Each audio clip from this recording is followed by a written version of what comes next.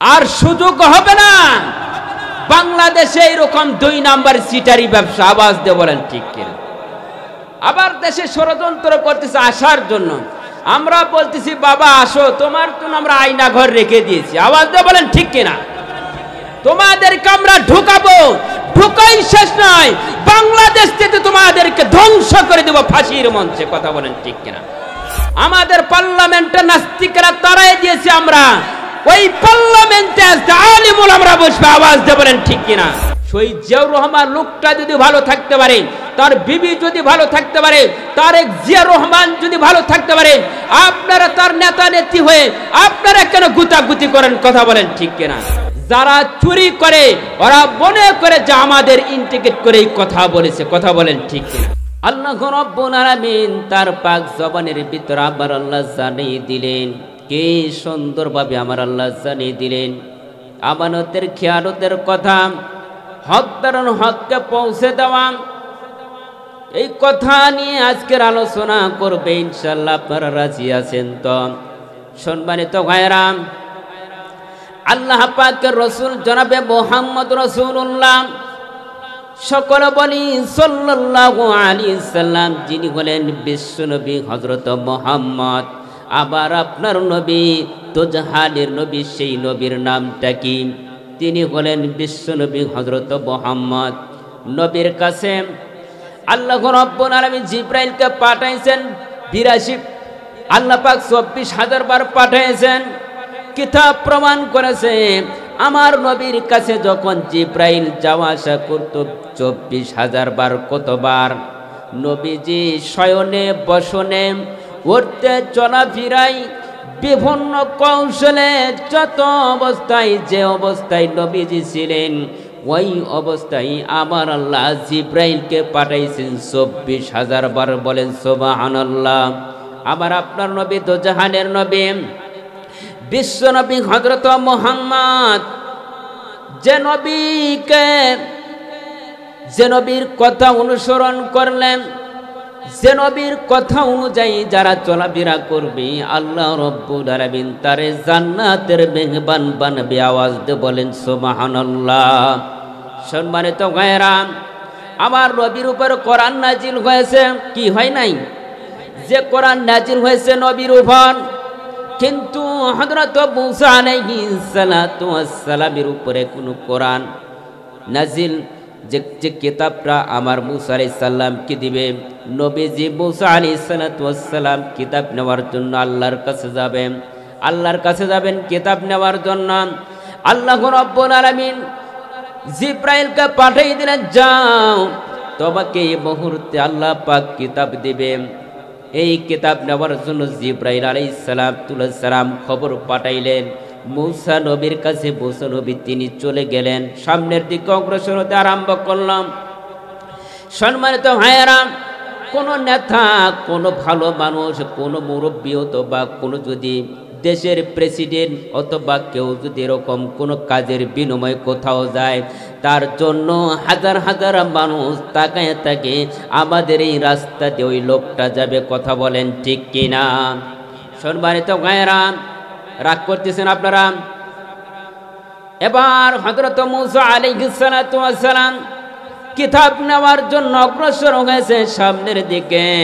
সম্মানিত ভাইয়েরা, কিতাব নেওয়ার জন্য যাবে, হাজার হাজার মানুষ ওই মুসা নবীর লাল গালিজা সম্মান দেওয়ার জন্য তার কাছে উপস্থিত হয়েছে এবং রাস্তার দুই পাশে দিয়ে দাঁড়ানো। এবার মুসা নবী কিতাব নেওয়ার জন্য যাবেন, সম্মান দেওয়ার মালিককে আল্লাহ, যিনি যে আল্লাহ রাব্বুল আলামিন কিতাব দিবেন মুসা নবীকে, এই মুসা নবীকে সম্মান জানানোর জন্য হাজার হাজার মানুষ তাকায়া রয়েছে এবং রাস্তার পাশে দিয়ে রয়েছে। এবার মুসা নবী তিনি রওনা হলেন, সামনের দিকে অগ্রসর হইতেন। হঠাৎ একজন ব্যক্তির সঙ্গে সাক্ষাৎ হয়। লোকটা মুসা নবীকে ডাক দিয়ে বলেন, নবীজি আপনার কাছে একটা জিনিস আরজি। মুসা নবী ডাক দিয়ে বলেন কি আরজি, আপনার কি কথাগুলো বলেন। এবার মুরব্বী লোকটা ডাক দিয়ে বলে, মুসা নবী আমার আল্লাহর কাছে আপনি যাচ্ছেন কিতাব নেওয়ার জন্য, যে নবী আল্লাহর সঙ্গে কথা বলতে পারেন, যে নবী আল্লাহর সঙ্গে সরাসরি কথা বলতে পারে, ওই নবীর কাছে নালিশ করলেন একজন মুরব্বী টাইপের একজন ব্যক্তি। লোকটা এসে বললেন, মুসা নবী আল্লাহর কাছে একটা আরজি পেশ করবেন। মুসা নবী বললেন, কি কথা বলবাম? এবার মুসা নবীকে বললেন, কি কথা মানে? আল্লাহ রাব্বুল আলামিন আমার একটা গাভী দিয়েছে। কি দিয়েছে? গাভী চিনেন কি আপনারা? যে গাভীর থেকে আল্লাহ রাব্বুল আলামিন একটা বাছুরও দিয়েছে। আবার ওই গাভীর থেকে আল্লাহ রাব্বুল আলামিন 10 লিটার করে দুধ আমার আল্লাহ দেয়। বলেন সুবহানাল্লাহ। এবার এই গাভীর দুধের কথা নালিশ করলেন কার কাছে? সম্মানিত ভাইরা, আপনারা কি বুঝছেন? যারা এই দেশের প্রেসিডেন্ট ছিল তারা আল্লাহর শুকরিয়া আদায় করে নাই, তাদের বাংলাদেশ থেকে তারাই দিছে। আওয়াজ দিয়ে বলেন ঠিক কিনা? সম্মানিত ভাইরা, ভয় খাচ্ছেন কারা কারা? দুই হাত উঠে দেখান। ভয় পান? কথা হবে কোথায় থেকে? কোরআন থেকে। কোরআন থেকে কথা হবে, কারো বানোয়াট কোনো দলিল পেশ করা হবে না। সম্মানিত ভাইরা, মুসা নবী ডাক দিয়ে বললেন, যুবক তোমারে বলেছিলাম যে শুকরিয়া আদায় করো। আজকে শুকরিয়া আদায় না করার জন্য আল্লাহ তোমারে ন্যাংটা বানায় রাখছে। বলেন নাউজুবিল্লাহ। সম্মানিত ভাইরা, বাংলাদেশ থেকে আমাদের বুবু হাসিনা যখন দেশ পার হলো, একটা মহিলা যখন কোন বাপের বাড়ির থেকে, শ্বশুর বাড়ির থেকে বাপের বাড়িতে যখন ঘুরতে যায়, 14টা সুটকেস ব্যাগ নেই। কথা বলেন ঠিক কিনা? কয়টা ব্যাগ নেই? কার বউ নিয়ে যায়? একটু হাত উঠে দেন হুজুর। আমার বউ যখন বাপের বাড়িতে যায় 14টা ব্যাগ নিয়ে যায়। কি কারণ কেউ বলতে পারবেন? বলেন তো কয়টা ব্যাগ নিয়ে যায়? 14টা না? আমাদের বুবু হাসিনা কয়টা ব্যাগ নিয়ে গেছিলেন? হেলিকপ্টার কয়টা ব্যাগ উঠাইছেন? 14টা।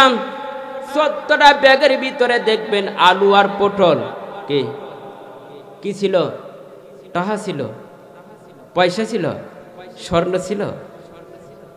এগুলা মনে হয় আমার ঘরে নিয়ে গেছে। কার ঘরে নিয়ে গেছে? আপনার আমার ঘরে নিয়েছে। কথা বলেন ঠিক কিনা? তাহলে আমানতের খিয়ানত করছে না? গদিতে বসাইছেন, কি করছে? আমানতের খিয়ানত করছে না? আপনারা বিশ্বাস করে এই গদিতে বসাইছেন, আপনাদেরকে টল দিবে, আপনাদের আমানতের খিয়ানত করছে। এই ধরনের বাংলাদেশে আর কোন প্রকারে বসার সুযোগ কোন মানুষ পাবে কি? পাবে? আর পাবে না। সম্মানিত ভাইরা, খুব খেয়াল করে গুরুত্বপূর্ণ সহকারে কথাগুলো শুনবেন। আমি হয়তো আলোচনা করতেছি, আপনার মন খারাপ করতেছেন। যদি বলেন যে হুজুর একটু খালেক শরীয়তপুরের কণ্ঠের ওয়াজ করেন, তাও পারি ইনশাল্লাহ। যদি বলেন সাইদি সাহেবের কণ্ঠে ওয়াজ করেন, সেটাও পারবো। যে ওয়াজ নিজের কণ্ঠে ওয়াজ করতেছি, আপনাদের কি খারাপ লাগতেছে? কে শরীয়তপুরের কণ্ঠে ওয়াজ শোনাবো? 10 মিনিট শোনাবো? কারা কারা রাজি আছে? দুই হাত উঠে দেখান। লিল্লাহে তাকবীর। শুনবেন তাহলে? তবে আমার আলোচনাটা, ওই আলোচনাটা বলবো 1 ঘন্টা বায়ানের পরে। কারা কারা থাকবেন তাদেরকে শোনাবার। যারা যারা যাবেন, মনে করেন আবু জাহেলের দালাল আছিল এখানে। কথা বলেন ঠিক কিনা? কারা কারা উঠিয়ে যাবেন? হাত উঠে দেখান আমাকে, যে হুজুর আমি উঠিয়ে যাব, আপনার ওয়াজ শুনবো না। আমি তো ওয়াজ শুরুই করি না, কেবল মাত্র শুরু। আজকে এসেছি আপনাদের কিছু বায়ান দিব, কিছু কথা দিব, সুন্দর সুন্দর গুরুত্বপূর্ণ কথা বলবো এবং মাঝে মাঝে সঙ্গীত দিব। শুনবেন তো ইনশাল্লাহ? সম্মানিত ভাইয়েরা, এবার মুসা নবীর কাছে শেষ বলেছিল যে এই যে অবস্থা, আমার ল্যাংটা হয়ে গেলাম। সম্মানিত ভাইরা, আপনার বস্ত্র থাকতে, টাকা থাকতে পারে, বাড়ি থাকতে পারে, ঘর থাকতে পারে, কিন্তু আল্লাহ ইচ্ছা করলে আপনার ওই জমিনে থাকার মতন কৌশল দিবে না। দিবে? সম্মানিত ভাইরা, আল্লাহ নবী হযরত মুহাম্মদ রাসূলুল্লাহ সকলে বলি সাল্লাল্লাহু আলাইহি সাল্লাম, নবীজির যখন আমার নবীর বিবি খাদিজা রাদিয়াল্লাহু তাআলা দুনিয়া থেকে বিদায় হয়ে যাবেন, আমার নবী যখন, নবীর বিবি যখন খাদিজা বিবি দুনিয়া থেকে বিদায় হয়ে যাবে, ইতিমধ্যে বিবি খাদিজা নবীজিকে ডাক দিয়ে বলেন, ইয়া রাসূলুল্লাহ, ইয়া হাবিবাল্লাহ, আপনি আমার জন্য দয়া করে কবরের সওয়াল জবাব দিবেন। বলেন সুবহানাল্লাহ। এ মুসলমান, কবরের সওয়াল জবাব দিবে তিনি কে? আল্লাহ রেডি হয়ে আছে। এবার নবীজির বিবি খাদিজা রাদিয়াল্লাহু তাআলা দুনিয়া থেকে বিদায় হয়ে গেল। এবার বিদায় হয়ে যাওয়ার পরে তারে কবরে রাখা হলো। নবীজি দাঁড়ায় রয়েছে। আল্লাহ পাকের ফেরেশতা জিবরাইল এসে বলতেছে, ইয়া রাসূলুল্লাহ, হাবিবাল্লাহ, আপনি কেন দাঁড়ায়া? কিন্তু আবু বকর ডাক দিয়ে বলতেছে, ইয়া রাসূলুল্লাহ, চলেন আমরা চলে যাব। সাহাবাই কেরামগুলো সকলেই চলে গেছে, কিন্তু নবীজি যান নাই। নবীজি বারবার বলতেছে, কখন মুনকার নেকি আসবে, আমি তার সওয়াল জবাবের উত্তর দিব। এবার সম্মানিত ভাইয়েরা, উত্তর দেওয়ার জন্য রেডি হয়ে আছে নবীজি। জিবরাইল আসিয়া ডাক দিয়ে বলে, ইয়া রাসূলুল্লাহ, ইয়া হাবিবাল্লাহ, আপনাকে খাদিজার কবরের সওয়াল জবাবের উত্তর দেওয়া লাগবে না। আপনার খাদিজার বিবির সওয়াল জবাব উত্তর আমার আল্লাহই দিয়েছে। বলেন সুবহানাল্লাহ। সম্মানিত ভাইয়েরা, নবীজির বিবি খাদিজা দুনিয়া থেকে বিদায় হয়ে গেল। নবীজি এখন বর্তমানে খায় মারার কৌশল আছে না নাই? কাফের বেঈমানের চিন্তা ভাবনা করলে যেইভাবে হোক তাকে ধ্বংস করা লাগবে, মারা লাগবে। বাংলাদেশের এই রকম নীতি কি আমাদের ছিল 16 বছরের ভিতরে? আসছিল কিনা? সম্মানিত ভাইয়েরা, 16, 13, 14, 15 বছরের ভিতরে এক দফা নিয়ে, এক কথা নিয়ে আলিম ওলামাদেরকে নির্যাতন করেছে, হামলা দিয়েছে, মামলা দিয়েছে, এমনকি ফাঁসি দিয়া দুনিয়া থেকে বিদায় করে দিয়েছে। বলেন তো এরা কি আসলে মুসলমান না এরা বেঈমান? সম্মানিত ভাইয়েরা, আমার আপনার নবী তো জাহানের নবী, বিশ্ব নবী হযরত মুহাম্মদ রাসূলুল্লাহ সকলে বলি সাল্লাল্লাহু আলাইহি সাল্লাম। এবার নবীজি যখন একাই পড়ে গেলেন, ইতিমধ্যে মক্কার ঘরের ভিতরে একমাত্র অসংখ্য মূর্তি ছিল মক্কার ভিতরে। নবীজি আবার আবু জেহেল, উতবা, সাইবা, আবু লাহাবকে বলেন, চাচা, মক্কার ভিতরে ইবাদত করা লাগবে, আমাকে ইবাদত করার একটু সুযোগ করে দেন। আবু লাহাব ডাক দিয়ে বলেন, এই মক্কার ঘরের ভিতরে ঢোকার সুযোগ নাই। কিন্তু এই মক্কার ঘরের তালা ছিল, চাবি ছিল, চাবিটা ছিল ওসমান ইবনে তালহার কাছে। কার কাছে? ওসমান ইবনে তালহার কাছে চাবিটা ছিল। এই চাবিটা ছিল মক্কার ঘরের চাবিটা ছিল ওসমান ইবনে তালহার কাছে।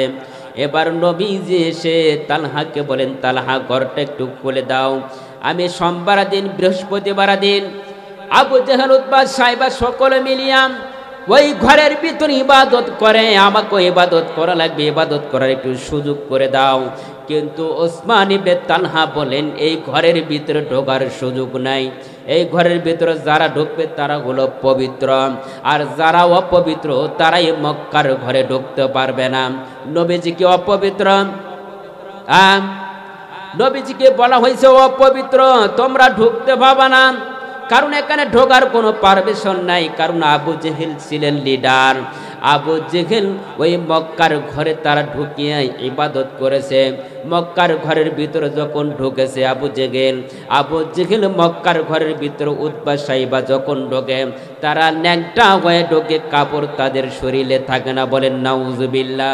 কয় মক্কার ভিতরে অসংখ্য মূর্তি, আমাদের দেবদেবী বাবা যারা আছে ওদের কাছে আমরা যাব ন্যাংটা হয়ে, কেন কাপড় নিয়ে যাব? আমরা তো ন্যাংটা হয়ে এসেছি। আমাদের দেশের কিছু লোক আছে যে কথা এরকম বলে, কি বলে না, ন্যাংটা বাবার দরবারে কেউ ফিরে না খালি হাতে। কথা বলেন ঠিক কিনা? আছে না নাই? সম্মানিত ভাইরা, আবার এইরকম গাজি অনেক জারি গান বলে, আমি বলবো না আস্তে আস্তে। সম্মানিত ভাইরা, মক্কার ঘরের ভিতরে ঢোকার জন্য পারমিশন পেলেন না। না পাইয়া চিন্তা ভাবনা করলেন রসুল যে মক্কার ঘরেতে ঢুকতে দেয় না। এবার সম্মানিত ভাইরা, ঢোকার কৌশল করে দিবেন তিনি কে? তিনি হলেন আমার আল্লাহ। সম্মানিত ভাইরা, আল্লাহ ডাকতে বলেন, নবীজি, আপনার ঢোকার কৌশল আমি আল্লাহ করে দিব। আমার আল্লাহ তাআলার পক্ষ থেকে যেই দিন হুকুম হবে, যেই দিন বিজয়ী হবে, আমার আল্লাহ ওই মক্কার ঘরের ভিতরে ঢোকার পারমিশন দিব। বলেন সুবহানাল্লাহ। ইযা জাআ নাসরুল্লাহি ওয়াল ফাত ওয়া রাআইতান নাসা ইয়াদখুলুনা ফি দীনিল্লাহি আফওয়াজা। সম্মানিত ভাইরা, এবার আবু জেহেল বলতেছে না, ঢোকা যাবে না। আবু জেহেল কেমন একটা লোক ছিল, এত বড় দাড়ি ছিল, লম্বা দাড়ি কিতাবের মধ্যে প্রমাণ করেছে। আবু জেহেলের এত বড় দাড়ি ছিল। আবু জেহেল যখন প্রস্রাব করত, প্রস্রাবের উপর আবু জেহেলের দাড়িটা লাপাইতেছে। বলেন এইরকম দাড়ি ছিল। আমাদের দেশের এইরকম দাড়িওয়ালা, মুনাফিক দাড়িওয়ালা আবু জেহেল আছে না নাই? সম্মানিত ভাইরা, সেও নামাজ পড়েছে, সেও ইবাদত করেছে। আমাদের দেশে গোলালু চিনেন তো আপনারা? আমাদের ওই এলাকায় গোলালু, অনেক এলাকায় গোলালু হয়। গোলালু চিনেন? গোলালু যেদিকে গড়াই সেদিকে গড়ে। আমরা আগে আপনাদেরই দলেরই লোক ছিলাম, কিন্তু ভয়ের কারণে বলতে পারি না। এরকম মুনাফিক আছে না নাই? বিড়াল চিনেন না? কম ঠেলাই কি গাছে ওঠে? পেলা পড়ছে এখন আপনাদের দলেরই লোক। আর সুযোগ হবে না বাংলাদেশে এরকম 2 নাম্বার সিটারি ব্যবসা। আওয়াজ দিয়ে বলেন ঠিক কিনা? আবার দেশে ষড়যন্ত্র করতেছে আসার জন্য। আমরা বলতেছি বাবা আসো, তোমার তো আমরা আয়না ঘর রেখে দিয়েছি। আওয়াজ দিয়ে বলেন ঠিক কিনা? তোমাদেরকে আমরা ঢুকাবো, ঢুকাই শেষ নয়, বাংলাদেশ থেকে তোমাদেরকে ধ্বংস করে দেব ফাঁসির মঞ্চে। কথা বলেন ঠিক কিনা? সম্মানিত ভাইরা, সারা জীবন ছোটবেলায় থেকে আমরা দেখছি অনেক জ্বলাইছো, আর জ্বলানোর সুযোগ নাই। সম্মানিত ভাইরা, এই জন্য আবু জাহেল বারবার বলতেছে না ভাতিজা ঢোকা যাবে না। নবীজি বললেন কেন ঢোকা যাবে না? সোমবার দিন, বৃহস্পতিবার দিন একটু ইবাদত করবা। কিন্তু ওসমান ইবনে তালহা হলেন ওই গেটের হলো দারোয়ান, কে ছিলেন? হঠাৎ নবী এসে বললেন দারোয়ান ওসমান ইবনে তালহাকে বলতেছেন একটা বারের জন্য কি দরজা খুলে দেওয়া যাবে না? কই না। কই কেন দেওয়া যাবে না? নবীজি কে বললেন না দেওয়া যাবে না, এই তালার এই চাবির হেফাজত করার মালিক হলো আমি। কারণ এখান থেকে যদি আমি খুলে দেই তাহলে আমারও খবর আছে, খুলে দিব না। কিন্তু সম্মানিত ভাইরা, সে নবীজি চিনতে পারছে, নবীকে চেনে নাই ঠিক মতন, কিন্তু জানেনি বিশ্ব নবী। এবার নবীজি ডাক দিয়ে বলেন তালহা তোমার কাছে কি খাতা কলম আছে? খাতার কলম দাও, আমি লিখে দেই মুহাম্মাদের হাতে একদিন চাবি আসবে। বলেন সুবহানাল্লাহ। একদিন ক্ষমতা আসবে মুহাম্মাদের হাতে। আমাদের পার্লামেন্টে নাস্তিকরা তারাই দিয়েছে, আমরা ওই পার্লামেন্টে আলিমুল আমরা বসবে। আওয়াজ দিয়ে বলেন ঠিক কিনা? কারা কারা রাজি আছে? লিল্লাহি তাকবীর, নারে তাকবীর। আল কোরআনের আলো, লিল্লাহি তাকবীর। সম্মানিত ভাইরা, আমরা চাই তো কোরআন দিয়া দেশটা পরিচালনা হোক। আমরা কি চাই? কোরআন দিয়ে যদি দেশ পরিচালনা হয়, নামাজ 100% কায়েম হবে বাংলাদেশ। আওয়াজ দিয়ে বলেন ঠিক কিনা? আমাদের দেশের পার্লামেন্টে এমন একজন ওমরের মতন লোক পার্লামেন্টে বসবে, তার বিনিময়ে তার কথার মাধ্যম দিয়ে সারা বিশ্বের বাংলাদেশের মানুষগুলো 5 ওয়াক্ত নামাজ বাধ্যতামূলক পড়বেন, তাদের বিবি বাচ্চাদেরকে পর্দায় রাখবেন। এই দেশে সম্পূর্ণ যেগুলো বেআইনি কাজ আছে আইন অনুযায়ী চলবে। আওয়াজ দিয়ে বলেন ঠিক কিনা? সম্মানিত ভাইরা, আমরা চাই তো কোরআন পার্লামেন্টে চলুক। আওয়াজ দিয়ে বলেন ঠিক কিনা? সম্মানিত ভাইরা, কিছুদিন আগে যশোহরের মাহফিল হয়েছিল, সেই মাহফিলে এসেছিলেন মিজানুর রহমান আজহারি। আপনারা কি চেনেন? ওনাকে চেনেন? ওনাকে নিয়ে অনেক কথা হচ্ছে, আপনারা কি শুনছেন নাকি জানি না, আল্লাহই ভালো জানেন, আপনারাই ভালো জানেন। কারণ ইউটিউব ফেসবুক তার মিথ্যা না, কি ঠিক?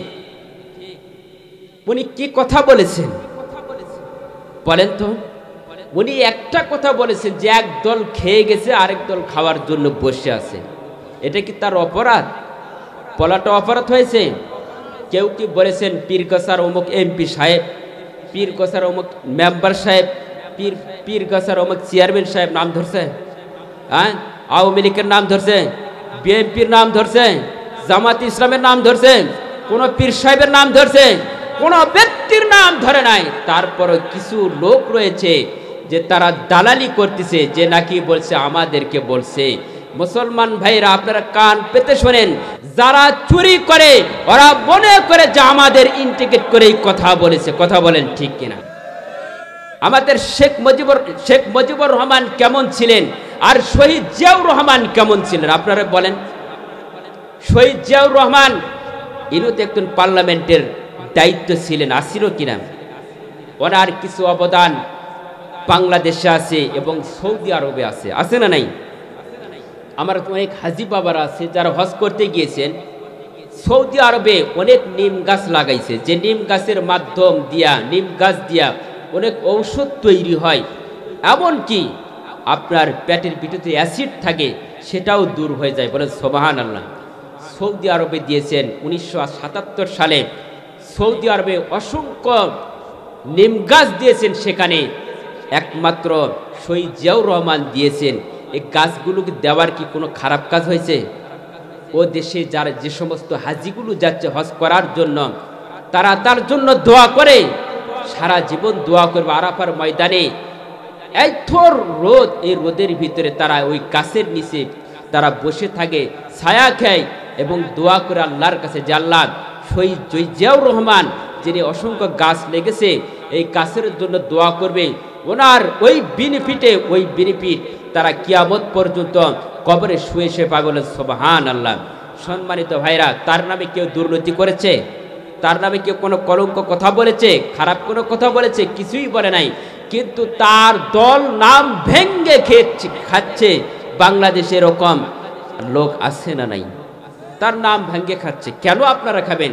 শহীদ জিয়াউর রহমান লোকটা যদি ভালো থাকতে পারে, তার বিবি যদি ভালো থাকতে পারে, তারেক জিয়া রহমান যদি ভালো থাকতে পারে, আপনারা তার নেতা নেত্রী হয়ে আপনারা কেন গুতাগুতি করেন? কথা বলেন ঠিক কিনা?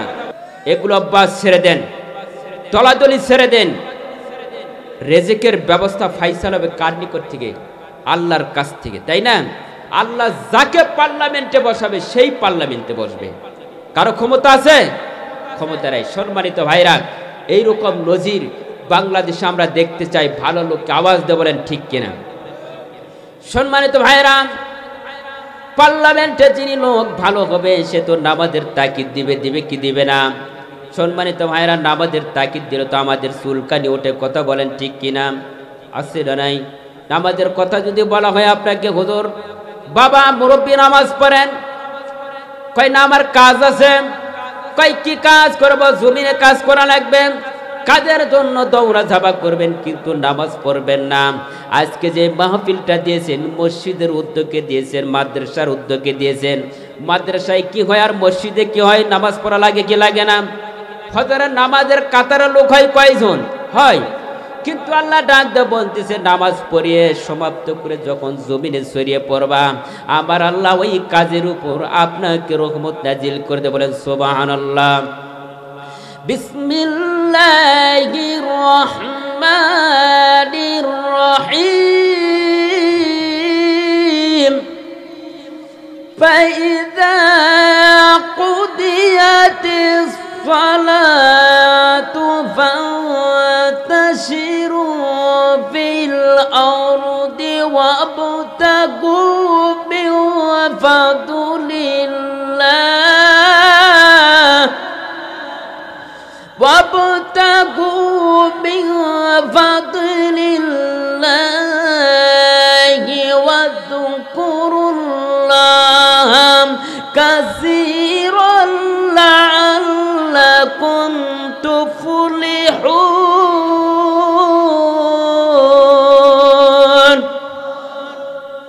কথাটা কার?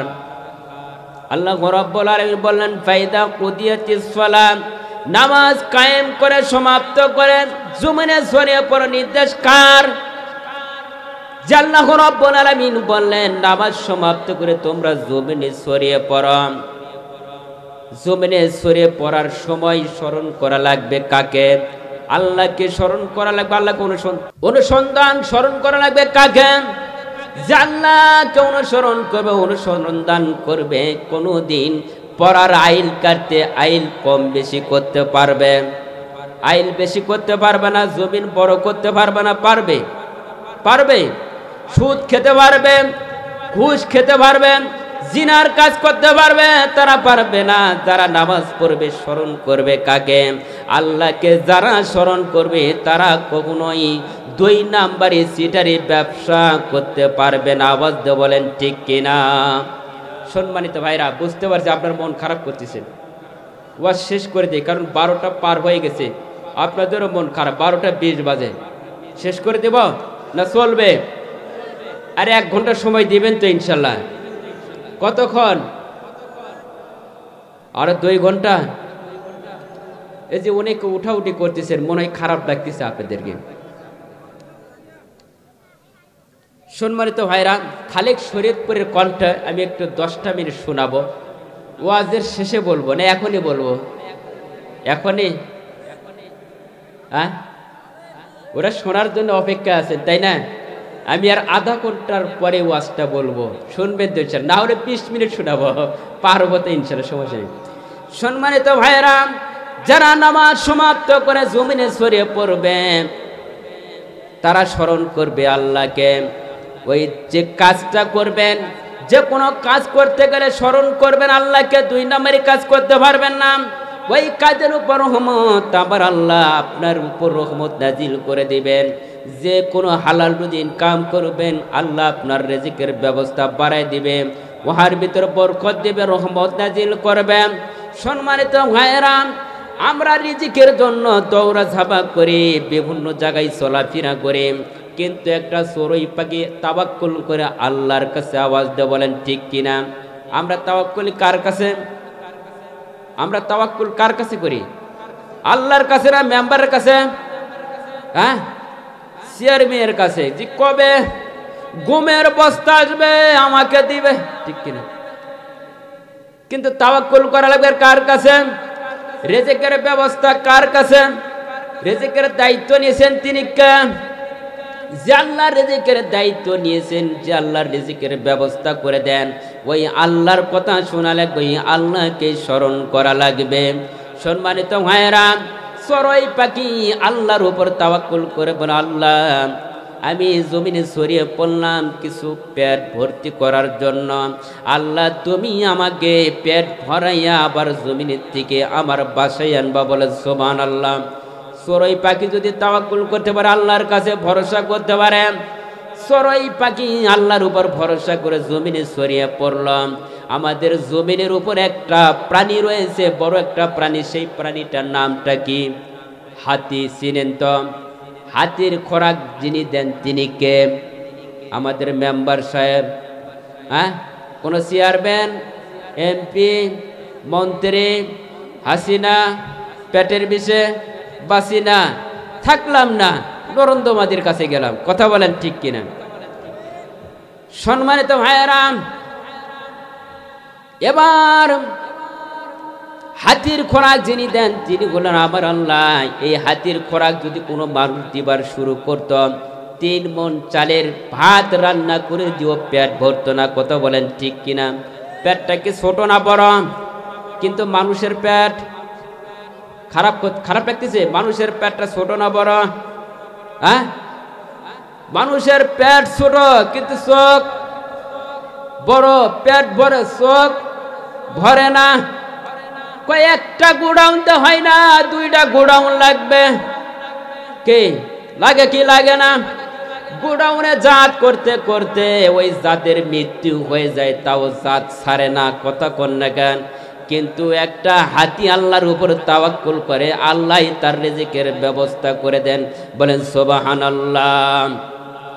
ওয়া বাবিল দাবাতি বিল আরদি ইল্লা আলাল্লাহি রিজকুহা।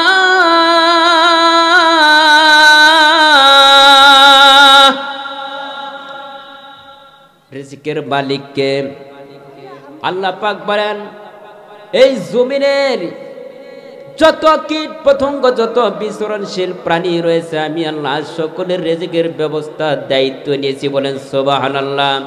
সম্মানিত ভাইরাম, একটা হাতি যদি তাওয়াক্কুল করতে পারে আল্লাহর উপর, চড়ুই পাখি যদি তাওয়াক্কুল করতে পারে আল্লাহর উপর, আর জমিনের উপরে যেগুলো প্রাণী থাকলো, আর যেগুলো সাগরের ভিতরে পানি পাওয়া যায়, মাছ আছে না নাই? তিমি মাছ, একটা তিমি মাছের ওজন হয় মাত্র 120 টন। কত টন? এই 120 টন মাছের খাবার তিনি কে দেন? আল্লাহ দেন না? আল্লাহ তো তার খাবার দেন। 120 টন মাছের খাবার যদি আল্লাহ দিতে পারে, ওই মাছ থেকে একটা বাচ্চা হয়, বাচ্চাটার জন্য দুধ পান করার জন্য আমার আল্লাহ দিয়ে দেন। ওই মার স্তন থেকে 50 থেকে 60 মণ দুধ ওই বাচ্চা পান করে। বলেন সুবহানাল্লাহ। তাহলে রিজিকের দায়িত্ব তিনি কে নিয়েছেন? আল্লাহ নিয়েছেন রিজিকের দায়িত্ব। আমাদের কোনো টেনশন আছে? কোনো পেরেশান নাই। শুধু আমাদের টেনশন করা লাগবে কখন আজরাইল আসবে, কখন আমাদেরকে আক্রমণ করবে। এর বিনিময়ে জন্য আমাদের 5 ওয়াক্ত নামাজ জামাতে পড়া লাগবে। কথা বলেন ঠিক কিনা? জামাতে নামাজ পড়লেন, নামাজ যদি নিয়ম মতন পড়তে পারেন, হালাল রুজি যদি ইনকাম করতে পারেন, ওই ইনকামের টাকা দিয়া যেগুলো আপনি পেট ভর্তি করে খাইবেন, আল্লাহ আপনার উপর রহমত নাজিল করে দিয়ে। বলেন সুবহানাল্লাহ। সম্মানিত ভাইরাম, এই জন্য আমি কথাগুলো বললাম যে রিজিকের দায়িত্ব নিয়েছেন আবার আল্লাহ, আল্লাহর উপর তাওয়াক্কুল করা লাগবে, ভরসা করা লাগবে। আবার আল্লাহ রব্বুল আলামিন আপনার মনের আশা আকাঙ্ক্ষা পূরণ করে দিয়ে। বলেন সুবহানাল্লাহ। সম্মানিত ভাইরাম, এই জন্য পার্লামেন্টে ভালো লোক দরকার আছে। পার্লামেন্টে যদি ভালো লোক থাকে, বারবার তাকিদ দিবে নামাজ পড়া লাগবে। আমরা আগামী দিনের বাংলাদেশ এমন একটা লোক চাই, আপনার এলাকায় যদি কোনোদিন আসে বেড়াতে, হঠাৎ দেখছেন নামাজের সময় হয়ে গেছে, নামাজ পড়াবে, লোকটা যেন ইমামতির দায়িত্ব পালন করতে পারে। কথা বলেন ঠিক কিনা? এরকম বাংলাদেশের পার্লামেন্টের লোক আপনারা চান কি চান না? চান তো সকলেই। সম্মানিত ভাইয়েরা, ওই লোকটা পার্লামেন্টে বসলে নামাজের তাকিদ দেবে এবং কি সুদের কাজগুলো বিরত রাখা লাগবে, কথা বলবে। কথা বলেন ঠিক কিনা? সম্মানিত ভাইয়েরা, যারা নবীজিকে মোহব্বত করেছেন, ভালোবেসেছেন, নবীর কথা অনুসরণ করবেন, নবীর কথা অনুযায়ী যারা চলাফেরা করেছে, আল্লাহ পাকের নবীর উপর ভরসা করেছে, আল্লাহর উপর ভরসা করেছে, আবার আল্লাহ তার প্রতি রহমত নাজিল করে দেন। বলেন সুবহানাল্লাহ। সম্মানিত ভাইয়েরা, আপনাদের মনে আছে কি ওই যে চাবিটা দিয়েছিল, মনে আছে কি? চাবিটা এখনো পর্যন্ত দেন নাই। ওই চাবিটার কথা বলবো, 2 মিনিট একটু অপেক্ষা করবেন। এবার সম্মানিত ভাইয়েরা, বাবুই পাখিটা চিনেন তো? বাবুই পাখি, বাবুই পাখি বাসা বাঁধে কেমন করে চিনেন আপনারা? হ্যাঁ, কি সুন্দর করে বাসা বাঁধে। আমরা যখন ঘর তৈরি করি, বিল্ডিং নির্মাণ করতে গেলে বিল্ডিংয়ের চাপটা আমরা নিচের থেকে উঠাই না, আর বাবুই পাখি উপর থেকে বসায় দেয়। কথা বলেন ঠিক কিনা? এনার ইঞ্জিনিয়ার কে? আল্লাহ। বাবুই পাখির ইঞ্জিনিয়ার কে? আল্লাহ। এত সুন্দর করে একটা ঘর তৈরি করে, ওই ঘরের ভিতরে বিবি থাকবে কোন জায়গায় এবং কমন রুম থাকে, এখানে বসবে কে, সব কিছু সিটিং করে, এর দায়িত্ব নিয়েছেন তিনি কে? আল্লাহ। কিন্তু আমাদের মানুষেরও দায়িত্ব নিয়েছে, কিন্তু আমরা মানুষ বুঝি না। কথা বলেন ঠিক কিনা? আমরা মানুষ খালি তাড়াহুড়া করি, কি করলে কি করব, কোথায় হালাল হারাম দেখি না। আমরা চিন্তা ভাবনা করি যে আমাদের 2 তলা 3 তলা 5 তলা বাড়ি হবে, এইগুলো নিয়ে আমরা ব্যস্ত। আওয়াজ দিয়ে বলেন ঠিক কিনা? সম্মানিত ভাইয়েরা, আল্লাহ রাব্বুল আলামিন এখানে বলে দিলেন যে তাওয়াক্কুল করে তোমরা ভরসা করো, আমি আল্লাহ তোমার রিজিকের ব্যবস্থা গ্রহণ করে নিয়েছি, রিজিকের ব্যবস্থা আমি আল্লাহ দিব।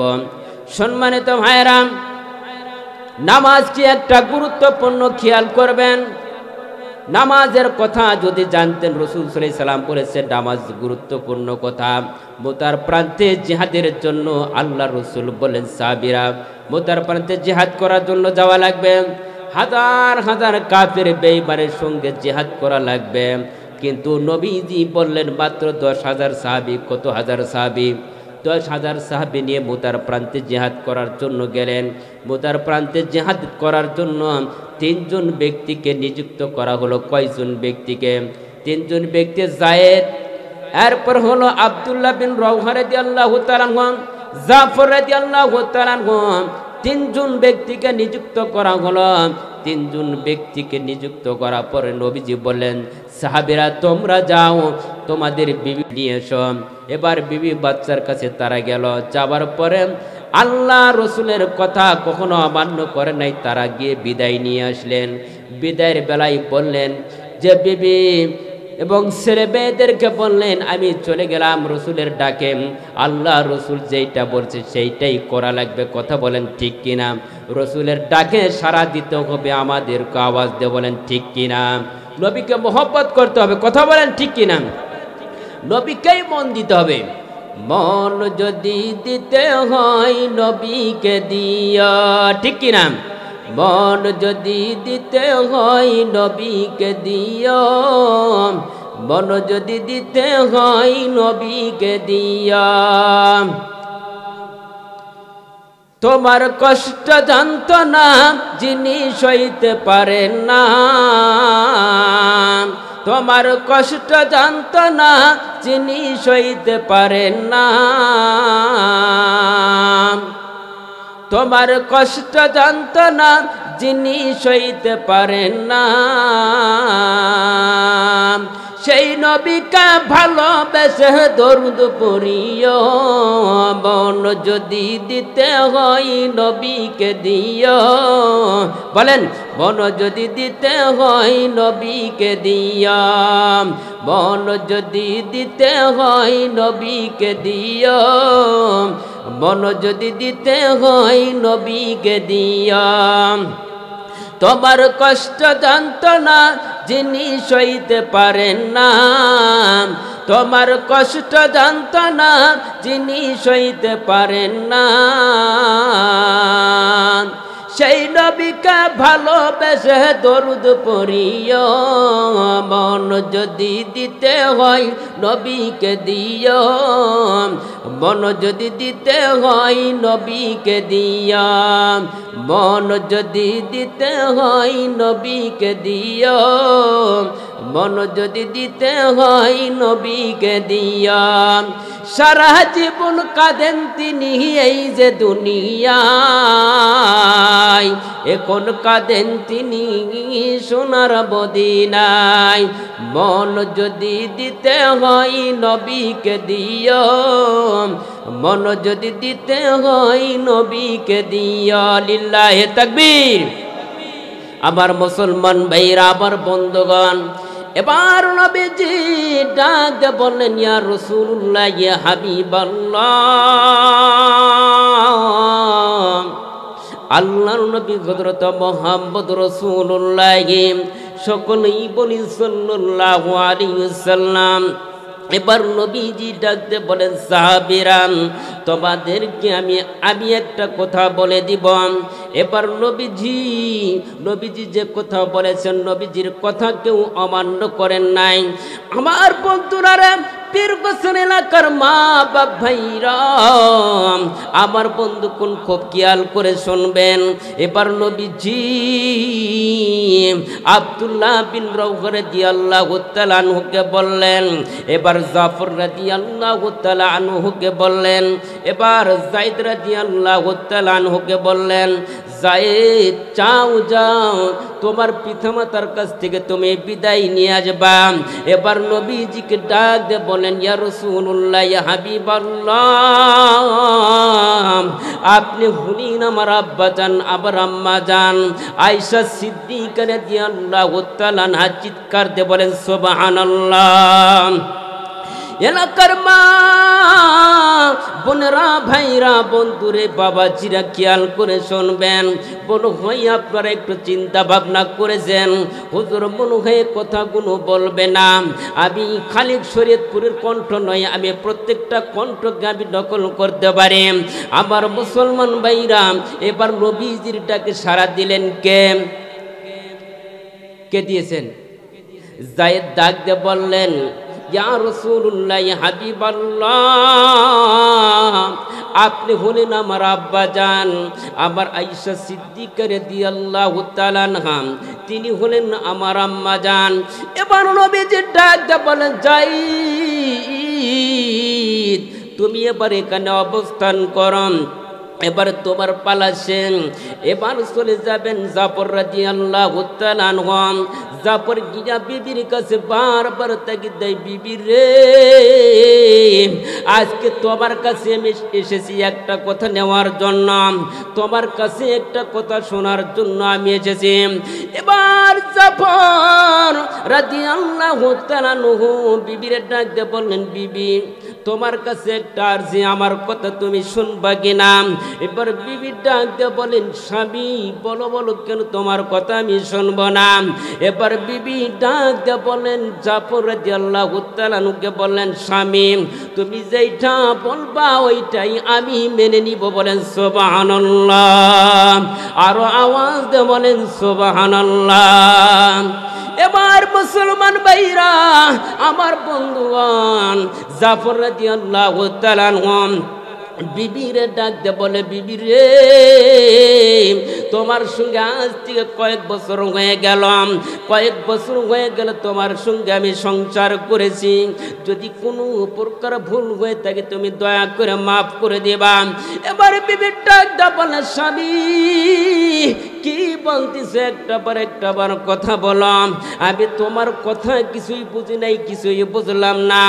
এবার বিবিকে ডাক দে বলে, বিবি রে, তোমার কাছে যে আমি কথাগুলো উপস্থাপন করেছি তুমি কিছুই বোঝো নাই। কই না না, তুমি একটু খোলামেলা করে বলাম। এবার বলতেছে, আমার আপনার নবী তো জাহানের নবী, বিশ্ব নবী হযরত মুহাম্মদ রাসূলুল্লাহ, সকলে বলেন সাল্লাল্লাহু আলাইহি ওয়াসাল্লাম। এবার নবীজির ডাকে সাড়া দেওয়া লাগবে, পারমিশন পাইবেন। পারমিশন না পাওয়া পর্যন্ত আমি মুহাম্মদের কাছে যাবে, মুহাম্মদের কাছে যাওয়া লাগবে। এবার বিবি ডাক দিয়ে বলেন, বলো স্বামী তোমার কি পারমিশন, কি কথা একটু বললাম। আমি কতদিন হয়ে গেল তোমার সঙ্গে আমি ঘর সংসার করেছি, যদি কোনো প্রকার ভুল হয়ে থাকে দয়া করে তুই মাফ করে দেবা। আওয়াজ দিয়ে বলেন সুবহানাল্লাহ। এবার বিবি ডাক দিয়ে বলে, স্বামী গো কোথায় যাবা? একটা বার খুলে তুমি কি আমারে বলবা না? এবার বিবির কথা অনুযায়ী স্বামী বারবার তাগিদ দেয়, বিবি রে তুমি আমার জন্য দোয়া করো। আল্লাহ রাব্বুল আলামিন, আল্লাহর নবীজি আমারে ডাক দিয়ে বলতেছে, আব্দুল্লাহ জাফর রাদিয়াল্লাহু তাআলা আনহু মতার প্রান্তে জিহাদ করার জন্য যাওয়া লাগবে। মুসলমান ভাইরা, পীর কাছার এলাকার মা বাপ ভাইরা, খেয়াল করে শুনবেন, আমি একটা করে কথাগুলো আপনাদের সামনে উপস্থাপন করেছি, প্রত্যেকটার কথাগুলো আমি আজকে বলে যাব। আমাকে দাওয়াত দিবেন কি দেবেন না জানি না, আর কোনোদিন এলাকায় আসবো কি আসবো না, আমি মন ভরে আজকে আলোচনা নিয়েছি। আস্তে আস্তে আপনাদেরকে আমি কথা শোনাবো। আমার মা বোনেরা মনে হয়ে এসেছে এই কোনটা বাদ দিব? হ্যাঁ, খারাপ লাগতেছে না?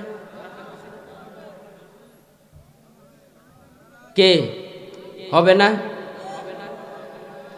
এবার জাফর রাদিয়াল্লাহু তাআলা আনহু বিবিকে ডাক দিয়ে বলে, বিবি রে তুমি আমার জন্য প্রাণ খুলে দোয়া করবা। এবার বিবি ডাক দিয়ে বলে, স্বামী বলো তোমার জন্য আমি কি দোয়া করবা? আমার নবীজি ডাক দিয়ে বলছেন, জাফর তোমাকে মুতার প্রান্তে জিহাদ করার জন্য সেনাপতির দায়িত্ব দিয়েছি। বলেন সুবহানাল্লাহ। এ মুসলমান, মুতার প্রান্তে জিহাদ করার জন্য তাকে কি দিয়েছে? সেনাপতির দায়িত্ব দিলাম। এবার বিবিকে ডাক দিয়ে বলে, বিবি তুমি আমার জন্য দোয়া করবা। এবার বিবি হাত উঠে আল্লাহর কাছে দোয়া করে, আল্লাহ আমার স্বামীকে তুমি গাজী হয়ে বাড়িতে ফিরিয়ে দিয়ে। বলেন সুবহানাল্লাহ। এবার নবীজি ডাক দিয়ে বললেন, আব্দুল্লাহ বিন রাওহা রাদিয়াল্লাহু তাআলা আনহুকে বললেন, জাফর রাদিয়াল্লাহু তাআলা আনহু আস্তে আস্তে বাড়ির থেকে চলে যাচ্ছেন কোথায়? মুতার প্রান্তে। জিহাদ করার জন্য যাবে, মনটা দিয়েছে নবীর কাছে, মনটা দিয়েছেন জিহাদের ময়দানে ফিসাবিলিল্লাহ। বাজার রে এবার মক্কার প্রান্তে জিহাদ করার জন্য জাফর রাদিয়াল্লাহু তাআলা আনহু রেডি হয়ে গেলাম। বিবিরে ডাক দে বলে, বিবি রে তুমি আমার জন্য গড় দোয়া করো না, তুমি আমার জন্য উল্টা দোয়া করো না। আল্লাহ রব্বুল আলামিন আমাকে আল্লাহ রব্বুল আলামিন শহীদের তামান্না কবুল করে নিয়েছেন, বলেন সুবহানাল্লাহ। এবার মুসলমান ভাইরা, আমার আপনার নবী বিশ্ব নবী হযরত মুহাম্মদ রাসূলুল্লাহ সকল বনি সাল্লাল্লাহু আলাইহি ওয়াসাল্লাম এবার নবীজি আব্দুল্লাহ বিন রাওহা রাদিয়াল্লাহু তাআলাকে ডাক দিয়ে বলেন, যাও যাও তুমি তোমার বিবির কাছ থেকে বিদায় নিয়ে আসবা। এবার আব্দুল্লাহ বিন রাওহা রাদিয়াল্লাহু তাআলা বাড়ির দিকে রওনা হয়। বাজান রে আগেকার মানুষ দেখবেন সকালবেলা কোরআন তেলাওয়াত হইতো, কথা বলেন ঠিক কিনা? এখন বাংলাদেশ হলো ডিজিটাল, এখন কোরআন তেলাওয়াত হয় না, এখন হয় স্টার জলসার জি বাংলা। আওয়াজ দিয়ে বলেন ঠিক কিনা? মুসলমান ভাইরা, প্রত্যেকটা ঘরের ভিতরে ভারতের চ্যানেল আছে না নাই? এ মুসলমান ভাইরা আবার বন্ধুরে, এই চ্যানেলগুলো বন্ধ করা লাগে। বাংলাদেশের পার্লামেন্টে এমন একজন ব্যক্তিকে বসাইতে হবে, ওই লোকটা যেন এই পার্লামেন্টে বসিয়া সর্বপ্রথম যেন বিচার করা হয় ওই ভারতের লোকদের। ভারতের চ্যানেলগুলো বন্ধ করা লাগবে। কারা কারা রাজি আছেন? দুই হাত উঠে আল্লাহরে দেখান, লিল্লাহি তাকবীর। আর আওয়াজ দিয়ে বলেন লিল্লাহি তাকবীর। আমার বন্ধুরা রে, আব্দুল্লাহ বিন রাওহা রাদিয়াল্লাহু তাআলা এবার স্বামী হয়ে তিনি গেলেন বিবির কাছে। ডাক দেয়, বিবি রে একটু বের হম।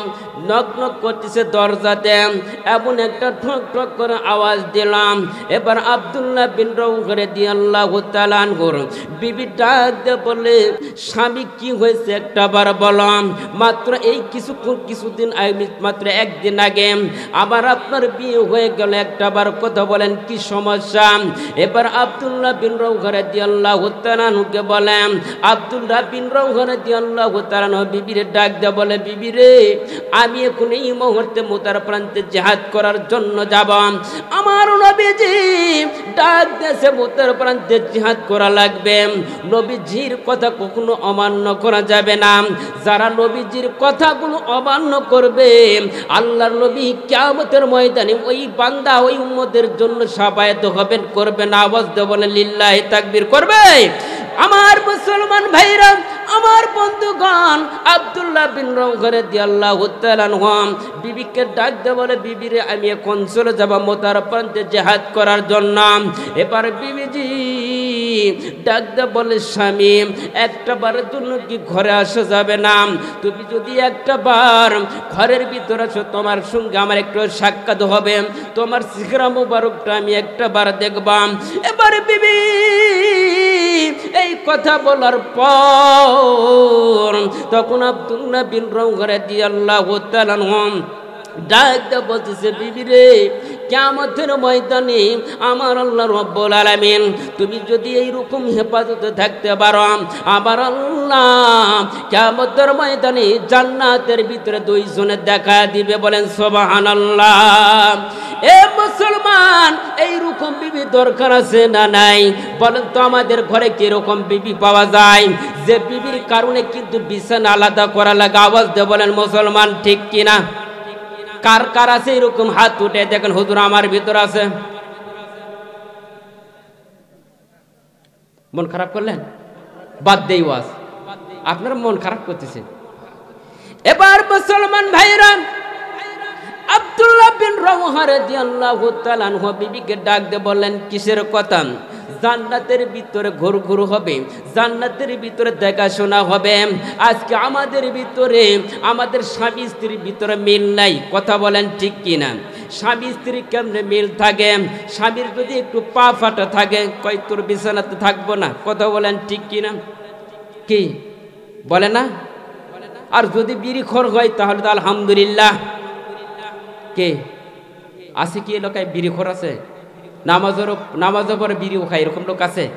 পাওয়া যায়? কি কন? অসম্ভব। বিড়ি খাবেন কেন? বিড়ির যে টাকা দিয়ে বিড়ি কিনবেন, ওই টাকা দিয়ে একটা আপেল খাবেন, নয় ডিম খাবেন, কাজে লাগবে। কথা বলেন ঠিক কিনা? আবার তো আমাদের দেশে দুইটা জিনিস পাওয়া যায়, একটা গাছের দুইটা ফল।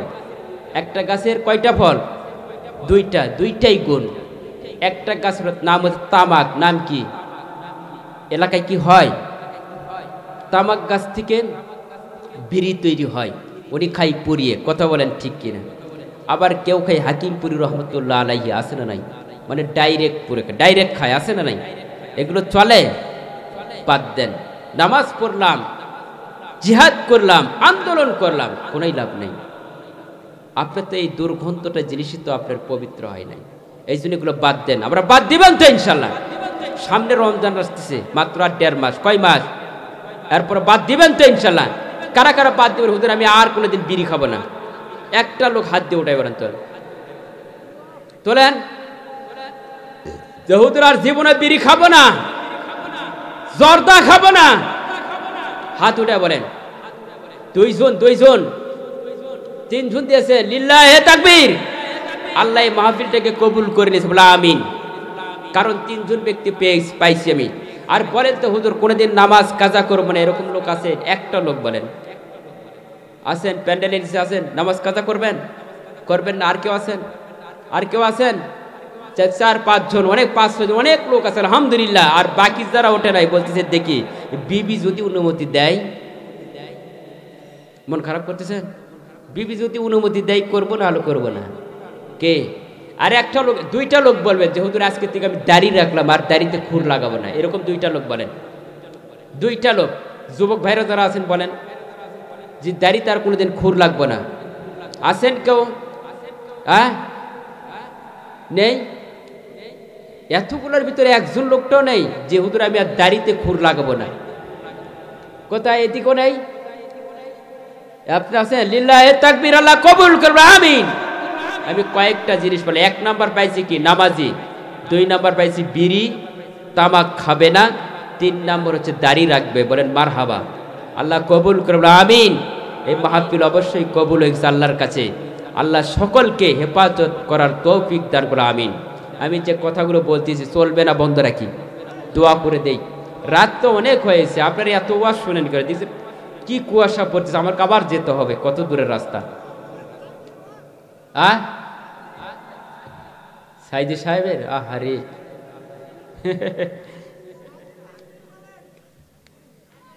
সম্মানিত ভাইরা, এই যে আমি কথাগুলো বললাম, খুব গুরুত্বপূর্ণ কথা।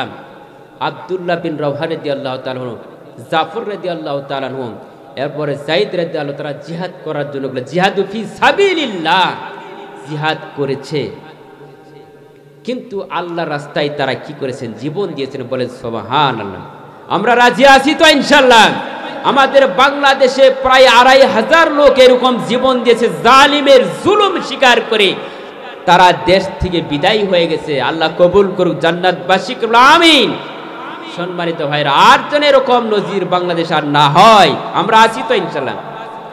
সম্মানিত ভাইরা, এবার নবীজি হযরত মুহাম্মদ রাসূলুল্লাহ সাল্লাল্লাহু আলাইহি সাল্লাম নবীজির ডাক দিয়ে বললেন, যাও জাবুদার প্রান্তে জিহাদ করা লাগবে। এবার সকলে মিলে জিহাদ করার জন্য প্রস্তুতি হয়ে গেলাম। জিহাদের ভিতরে জাফর রাদিয়াল্লাহু তাআলা হাত কেটে দেওয়া হলো। আব্দুল্লাহ বিন রওহা রাদিয়াল্লাহু তাআলা তিনিও দুনিয়া থেকে বিদায় হয়ে গেলাম। মুসলমান বন্ধুগণ, তারা দুনিয়া থেকে বিদায় হয়ে গেছে। আবার আল্লাহ তাদেরকে শহীদের তামান্না পাঠ করেছে। বলেন সুবহানাল্লাহ। যারা শহীদের তামান্না পাঠ করবে তাদের একটা খবর, ওই ব্যক্তি যখন মৃত্যুবরণ করবে কিয়ামতের ময়দানে আবার আল্লাহর কাছে নালিশ করবে, আল্লাহ এই যে আমার এই অবস্থা, গুলি খেয়ে, বন্দুকের গুলি খেয়ে এবং কি চাবুক মারে বিভিন্ন কাজ আমাকে মেরেছে। আল্লাহ বলবে যাও জান্নাতে যাও। লোকটা বলবে, আল্লাহ আমি কি একাই জান্নাতে যাব না, আরো লোক খুশি নিয়ে যাব? এবার বলবে যাও, প্রথমে তোমার পিতামাতা, তারপর কাকে নিবা? আল্লাহ হুকুম দিবেন 70 জন ব্যক্তিকে জান্নাতে নিয়ে যাওয়ার সুযোগ দিয়ে। বলেন সুবহানাল্লাহ। সম্মানিত ভাইরা, আমার আপনার নবী দুজাহানের নবী বিশ্ব নবী হযরত মুহাম্মদ রাসূলুল্লাহ সকলে বনি সাল্লাল্লাহু আলাইহি ওয়াসাল্লাম। এবার নবী যে ডাক দিয়ে বলেন, সাহাবীরা তোমরা কি রেডি? এখন জিহাদ হবে। রেডি হয়ে গেল কয়েকজন, তারা দুনিয়া থেকে বিদায় হয়ে গেলাম। এবং দুনিয়া থেকে বিদায় হয়ে যাওয়ার পরে আমার নবী যখন সকলকে উদ্দেশ্য করে বললাম যে এই জিহাদের ময়দানে নামাজের কথা হয়েছে কিনা। এবার বলবেন নবীজি হ্যাঁ নামাজের কথা হয়েছে, নামাজ পড়েছে। আল্লাহ রসুল বলে নাই যে তোমাদেরকে জিহাদ করে জয় লাভ করা লাগবে, কিন্তু এই জিহাদের ভিতরে নামাজের কথা কখনো ভুলতে বলেন নাই, নামাজ পড়া লাগবে। কথা বলেন ঠিক কে?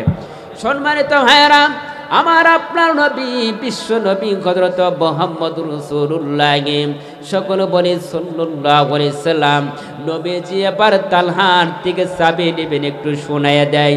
সময় ওভার হয়ে গেছে, একটা পড়াই বেজে গেছে, আর কতক্ষণ চলবে? এবার চাবির ঘটনাটা বলেই শেষ করে দিবার। মা বোনদের কিছু কথা আছে গুরুত্বপূর্ণ, কারণ যে সমস্ত মা বোনেরা স্বামীর খেদমত করবে না জান্নাতের দরজা খুঁজে পাবে। আর যারা বউ মারবে, তারা বউ পিটানের ওস্তাদ আছে, এদিকে সব হবে ইনশাআল্লাহ। মাইর আছে, একটু দেরি করেন। সম্মানিত ভাইয়েরা, এবার রাসূল সাল্লাল্লাহু আলাইহি সাল্লাম বললেন, সাহাবীরা তোমরা এখন মক্কা নগরীতে ৮ম হিজরিতে চলে আসবেন। পার হয়ে আসবেন মদিনার প্রান্তে দিকে, মদিনায় মক্কায় চলে আসবেন মক্কা আক্রমণ করার জন্য, কিন্তু দখল করার জন্য, মারামারি করে নয়। নবীজি বারবার চাবি চেয়েছেন, পাই নাই। আল্লাহর নবী বললেন, তালহা চাবি একটা বারের জন্য দাও, আমি মক্কার ভিতরে ইবাদত করব। তালহা বলেছিলেন না না, দেওয়া যাবে না। আল্লাহ রাসূল সাল্লাল্লাহু আলাইহি সাল্লাম বললেন, তালহা তোমার কাছে কি কাগজ কলম আছে? কয় না, কোনো কাগজ কলম নেই। আমি মুহাম্মদ বলে দিলাম, এই কাগজ কলমের ভিতরে লিখে দিব, আমি মুহাম্মদের হাতে একদিনের জন্য হলো ওই চাবি আমার কাছে আসবে। বলেন সুবহানাল্লাহ। আর আমাদের আগে খেলা হবে, আছে না নাই? তাদের খেলা শেষ। বাংলাদেশ এখন আলিম ওলামাদের দেশ। কথা বলেন ঠিক কিনা? সম্মানিত ভাইরা, যে যত বড় চালাক ঠকবে বেশি। কথা বলেন ঠিক কিনা? আমরা বাংলার মাটি নিয়ে এত ব্যস্ত, আর ওরা চিন্তা ওদের টাকা নিয়ে ব্যস্ত। কথা কন না কেন? কিছুদিন আগের একটা নিউজ কিন্তু আছে, ভারত নরেন্দ্র মোদী দাদা, ইনি এখন চিন্তা ভাবনা করছে, দেখছি বাংলাদেশের ভিতরে কেমন করে আক্রমণ করা যায়। কোনোই লাভ হবে না, কোনোই লাভ হবে না। নানিক নিয়ে বাড়াবাড়ি করো, কোনো লাভ হবে না। নানি যতই ষড়যন্ত্র করবে ততই তাড়াতাড়ি মরবে। আওয়াজ দিয়ে বলেন ঠিক কিনা? সম্মানিত ভাইয়েরা, আল্লাহ নবী বললেন, তালহা তুমি কি চাবি দিবা না? কয় না। মক্কার ঘর দখল করার জন্য সাহাবীরা এসে রেডি হয়ে গেল। হাজার হাজার মাত্র সাহাবী, 10,000 সাহাবী। কত হাজার সাহাবী? 10,000 সাহাবী নিয়ে মক্কা আক্রমণ করার জন্য আসলেন, ইবাদত করার জন্য। এবার নবীজি সাহাবাই কেরামদেরকে নিয়ে চলে এসেছেন। এবার চলে আসার পরে মক্কার ঘরের ভিতরে এসে দেখেন তালহাও নেই, আর অন্য কেউ নাই, শুধু আবু জেহেলও নাই, কেউ নাই, তালহা আছে। তালহার খবর নিলেন, তালা তোমার খবর কি? এবার আবু লাহাব, উতবা, সাইবা সকলে দুনিয়ার থেকে বিদায় নিয়ে গেছে। মাত্র মক্কার ঘরেন চাবিটা রেখে দিয়েছেন তালহা। এবার মক্কা দখল করার জন্য আবার নবী সাহাবাই কেরামদেরকে নিয়ে আসলেন। আসার পরে সাহাবীদেরকে বলেন, সাহাবীরা নামাজ রক্ত হয়েছে, আজান দেওয়া লাগবে। আজান যিনি দিয়েছিলেন তার নামটা কে? কি নাম? বেলাল। বেলাল রাদিয়াল্লাহু তাআলা আনহু বলা হলো, বেলাল এখন এই মুহূর্তে আজান দেওয়া লাগবে। কিন্তু নবীজির কথাও অমান্য করেছে, কোনো প্রকারে না।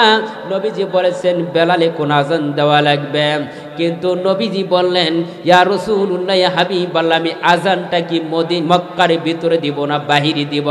আল্লাহ নবী বললেন যে তালা তো খোলা নেই, কেমনে ঢুকবা? তালহার কাছে, তালহাকে দেখি না, কোথায় জনে গেছে দেখতে পাচ্ছি না। এবার নবীজি বললেন, বেলাল রাদিয়াল্লাহু তাআলা আনহুকে বলেন, বেলাল এই মুহূর্তে আজান দেওয়া লাগবে, সময় হয়ে গেলাম। এবার ওমর রাদিয়াল্লাহু তাআলা আনহু, আলী রাদিয়াল্লাহু তাআলা আনহু বলতেছে, বেলাল আমার ঘাড়ের উপর উঠাইয়া তুমি মক্কার উপর উঠে আজান দাও, লিল্লাহে তাকবীর। বেলাল আজান শুরু করলো, আজান দিব, হ্যাঁ, আল্লাহু আকবার, আল্লাহু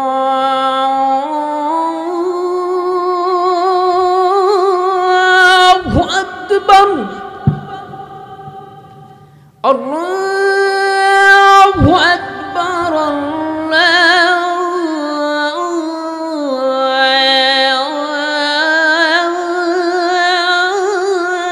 আল্লাহু আকবার, আশহাদু আন লা ইলাহা ইল্লাল্লাহ,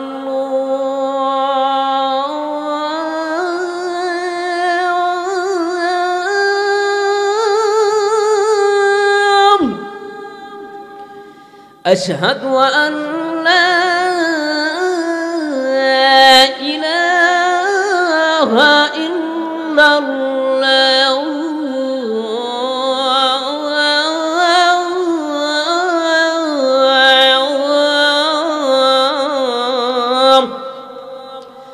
আশহাদু আন্না মুহাম্মাদার রাসূলুল্লাহ,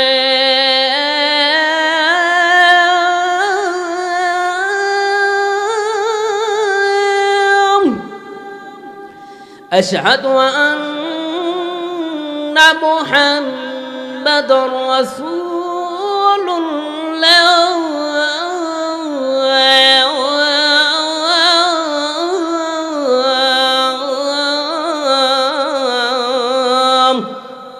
বেলাল আজান বন্ধ করে দিয়েছেন। বেলাল আজান বন্ধ করলে কেন? কই কেন? দেখো মক্কার ঘরের উপরে যিনি শুয়ে আছে এই লোকটাকে।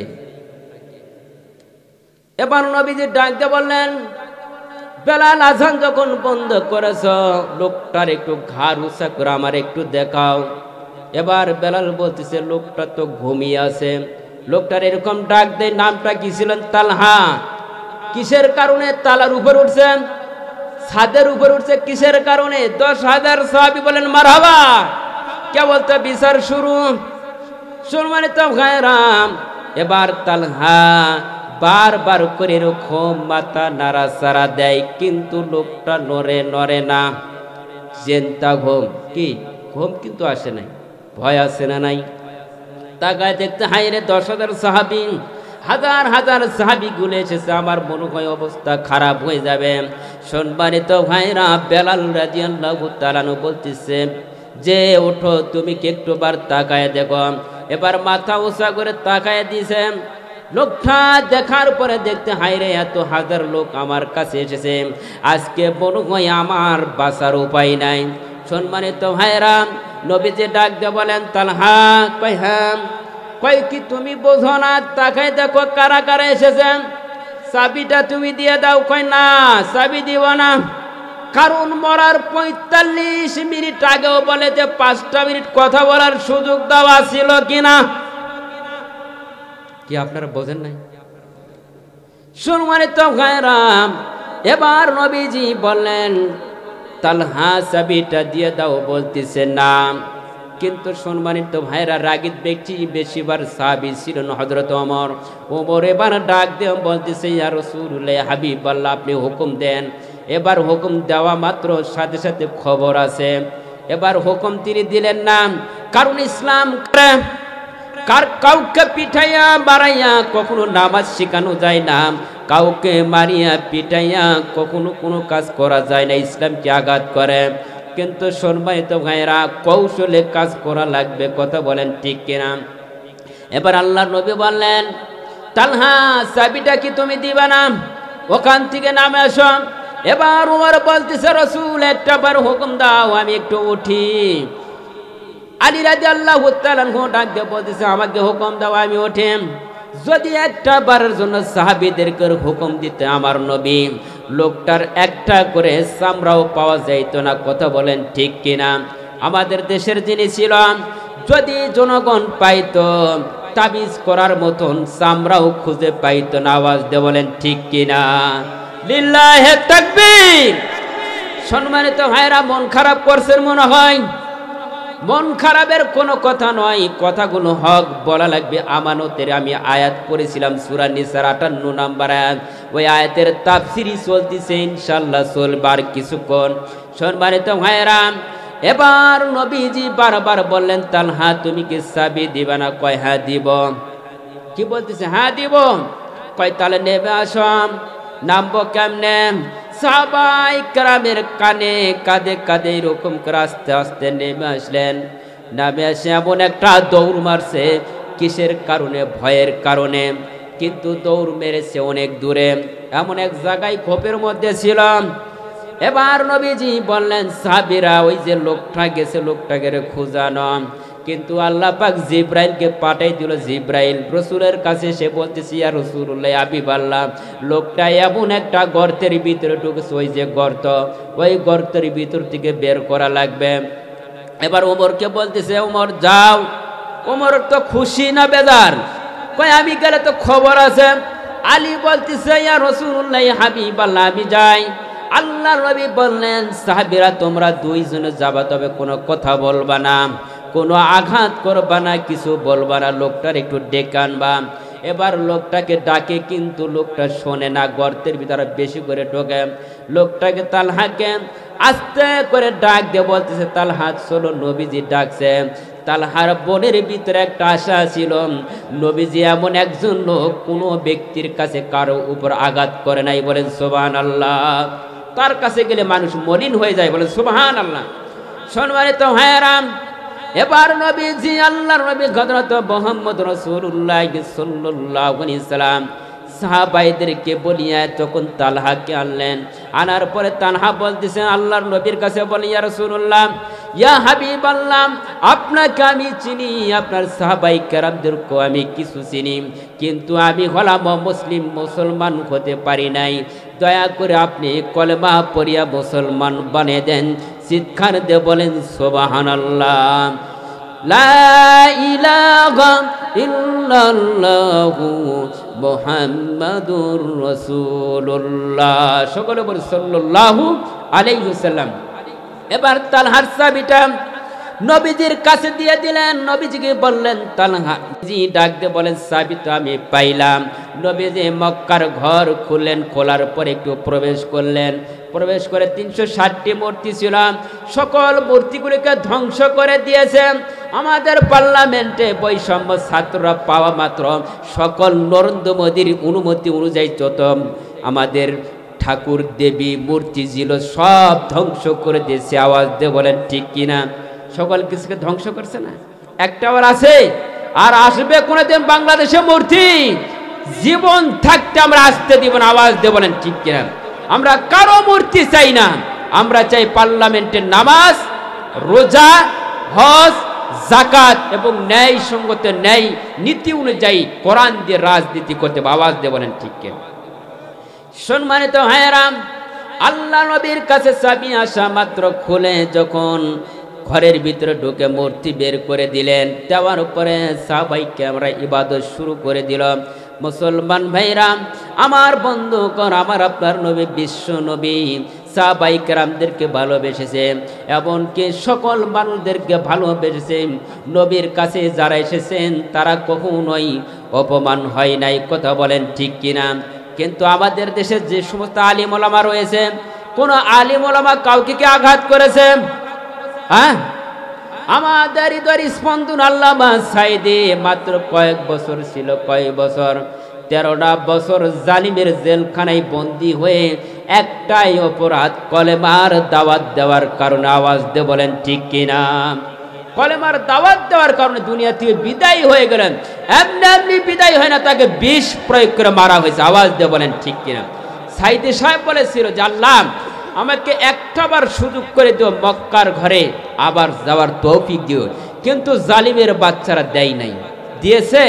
দেয় নাই, তাকে দুনিয়া থেকে বিদায় করে দিল। মুসলমান, মরা লাগবে, মৃত্যু হবে, এটা বিশ্বাস আছে তো আপনাদের? আমরা যেই দলই করি, কিন্তু দলটা করতে হবে আল্লাহর দল। কথা বলেন ঠিক কিনা? যতক্ষণ পর্যন্ত আল্লাহর দল না করবেন, রসুলের কথা অনুযায়ী না চলবেন, ইমানদার তো দূরের কথা, কুকুর হয়ে মরা লাগবে। কথা বলেন ঠিক কিনা? সম্মানিত ভাইয়েরা, আল্লামা সাঈদীর যিনি বিচারের জন্য যিনি কথা বলেছিলেন, আল্লামা সাঈদীর জন্য বলেছিলেন যে ইনি একটা দোষারোপ, লোকটা কয়েকদিন আগে মৃত্যুবরণ করেছে, বলেন তো লোকটার জন্য আমরা দোয়া খাস করে করব না কিভাবে করব? কি খাস করে দোয়া করব? আল্লাহকে বলো যে আল্লাহ তাকে যেন জাহান্নামে দরজা পাঠাই দে, বলেন কথা বলেন ঠিক কিনা? তার জন্য মিথ্যা সাক্ষী দিয়েছে, মিথ্যা সাক্ষী দিয়ে তাকে দুনিয়া থেকে বিদায় করে দেওয়া আছে। যারা এই মিথ্যা সাক্ষী দিয়েছে তাদের উপর গজব আল্লাহর আসবে, আওয়াজ দিয়ে বলেন ঠিক কিনা? সম্মানিত ভাইয়েরাম, সম্মানিত মা বোনেরা, মনে হয় আমরা আমার মা বোনেরা অনেকে এসেছে, মা বোনদের কোনো ওয়াজ করতে পারলাম না। রাসূল সাল্লাল্লাহু আলাইহি সাল্লাম সব কাজ সমাপ্ত করে দিলেন, দেওয়ার পরে নবীজির বিদায়ের পালা কিন্তু আসলেন। নবীজি দুনিয়া থেকে বিদায় হয়ে যাবেন। নবীজির একমাত্র কন্যা মা ফাতেমা রাদিয়াল্লাহু তাআলা আনহা, এমন কন্যা ছিলেন বিশ্বর জগতে আর এরকম পাওয়া যাবে না। কন্যাকে এত ভালোবাসতেন নবীজি।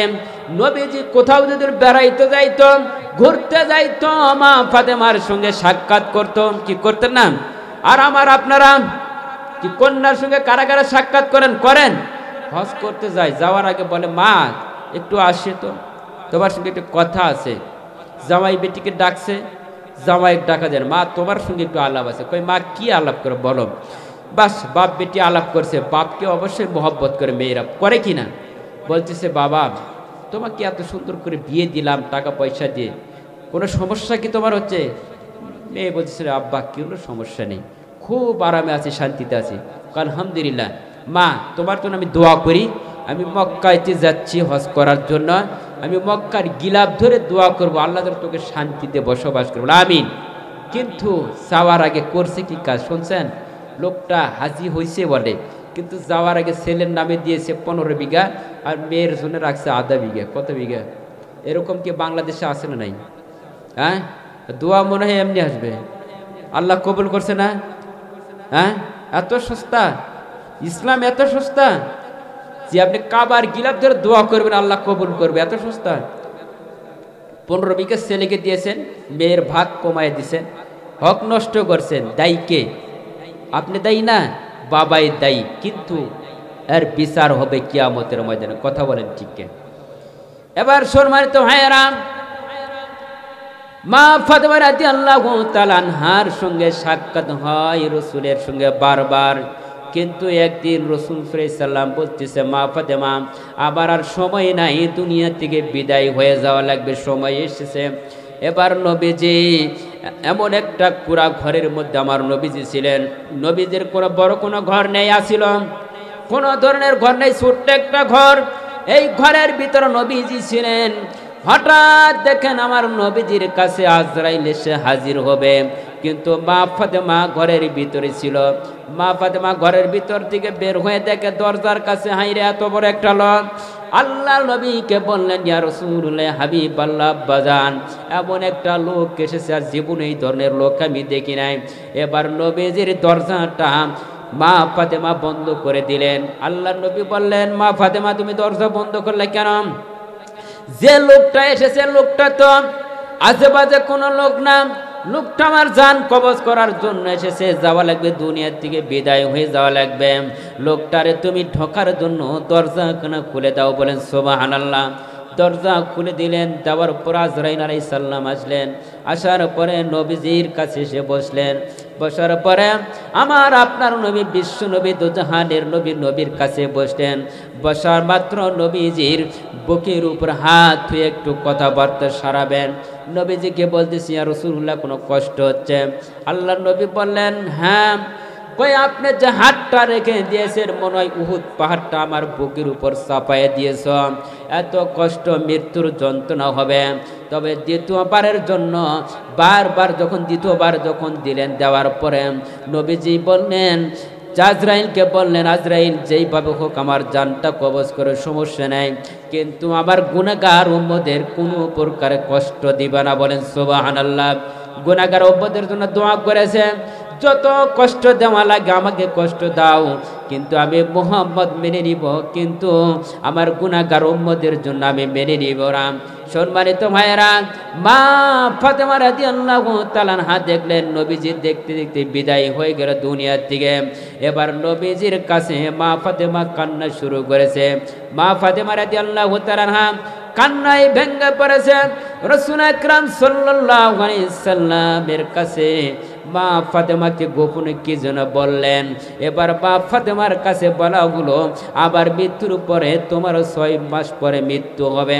নবীজির মৃত্যুর পরে 6 মাস পরে মৃত্যু।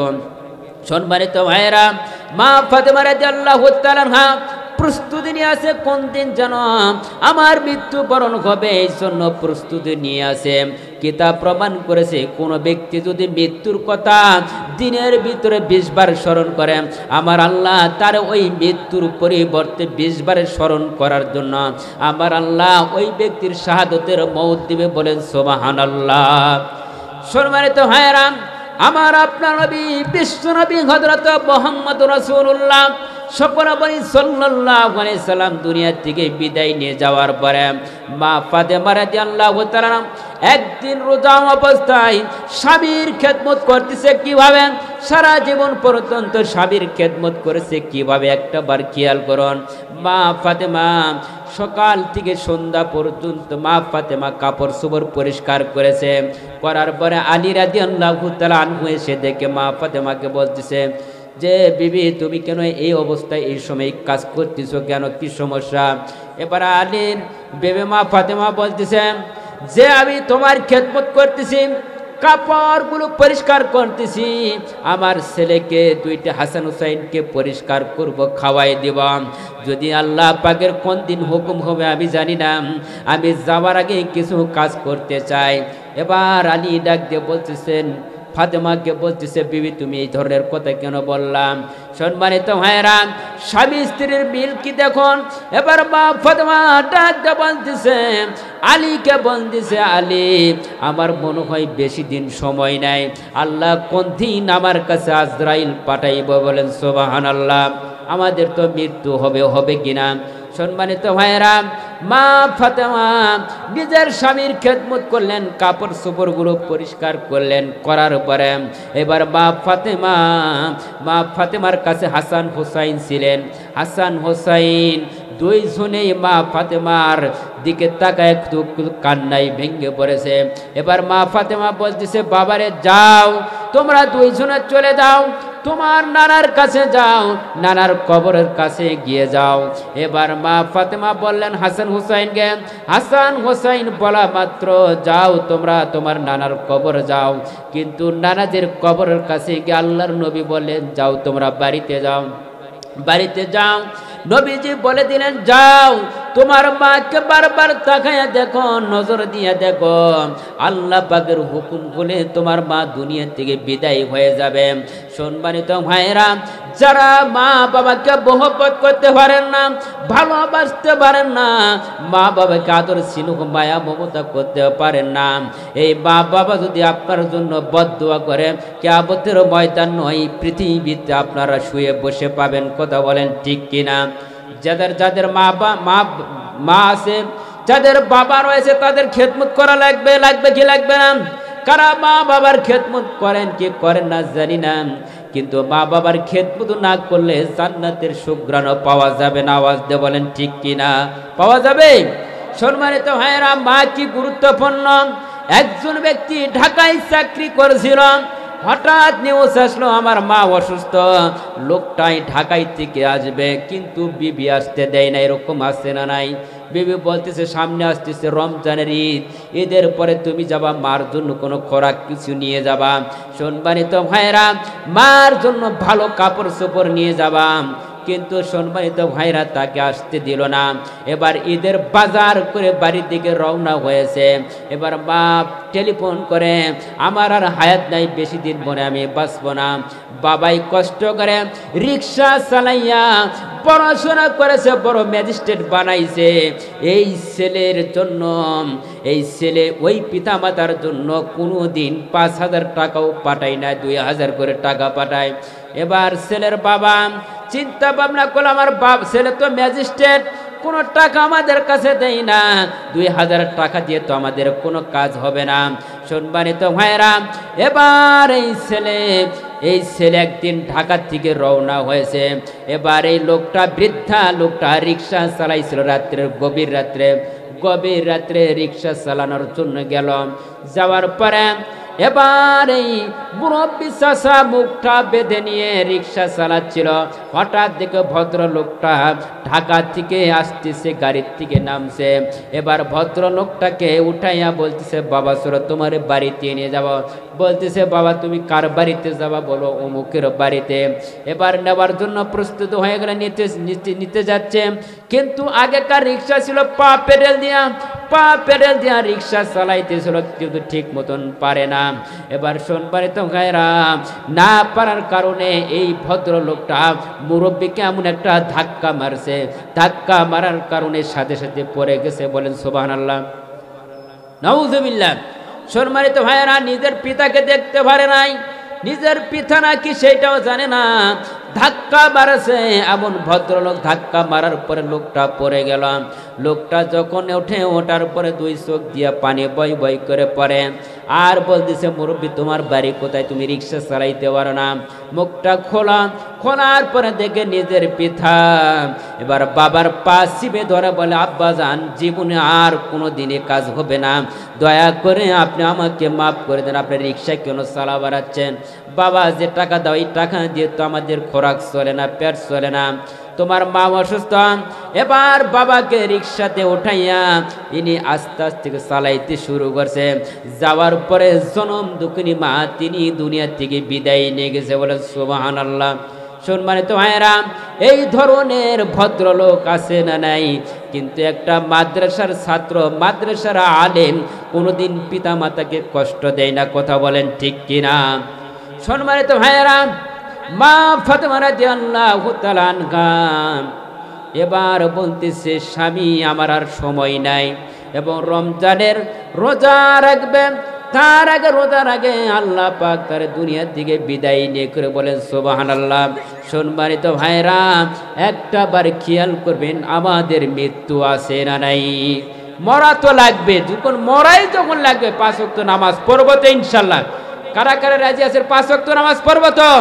লিল্লাহে তাকবীর। আল্লাহ সকলকে কবুল করে বলে আমিন। সম্মানিত ভাইরা, রাত অনেক গভীর হয়ে গেছে, আমি এই মুহূর্তে